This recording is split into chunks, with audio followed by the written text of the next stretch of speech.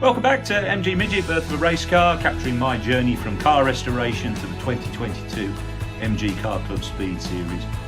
There's been a bit of a drought of videos over the last 3 months for the sprint car build, but great news, I've had a mail and next week I'm going to go and pick up my engine.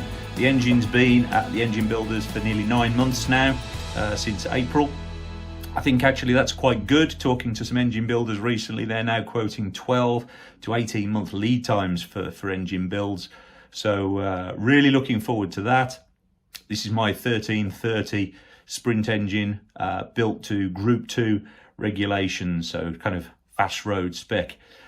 So let's go collect it.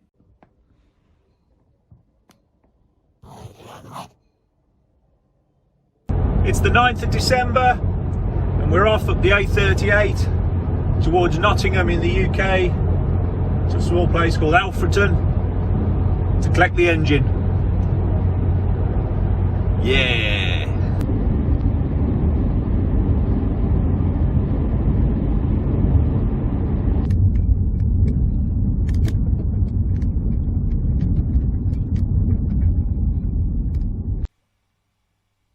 So if you remember back at the beginning, this is what the engine looked like. A standard 1275 MG Midget engine with around 80,000 miles on the clock.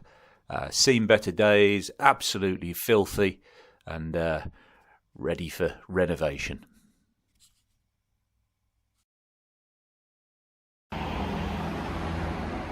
So after a 50-mile round trip, got my engine back. So the new engine looks completely different from what came out of the car nearly a year ago, and certainly does look ready for action.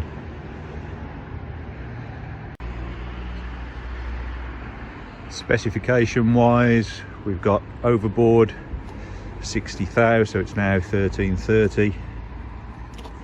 We've got mini sport pistons in it, balanced crank, flowed head, standard cam lift and standard valve sizes, but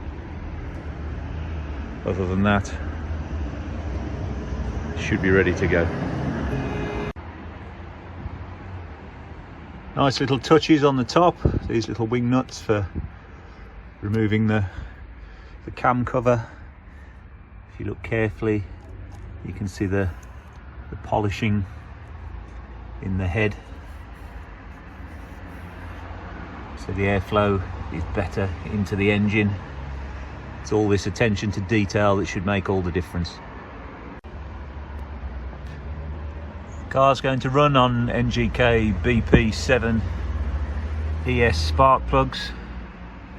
These are the plugs that have been recommended for it.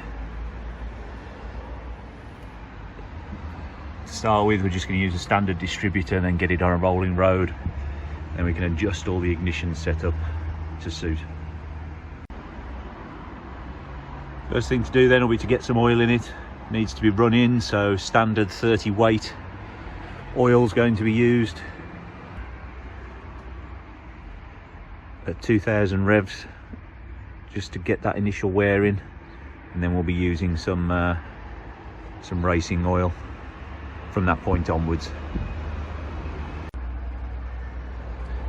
And on top of the build, we've got the crank oil conversion as well, so hopefully we're not going to be losing lots of oil as we get going.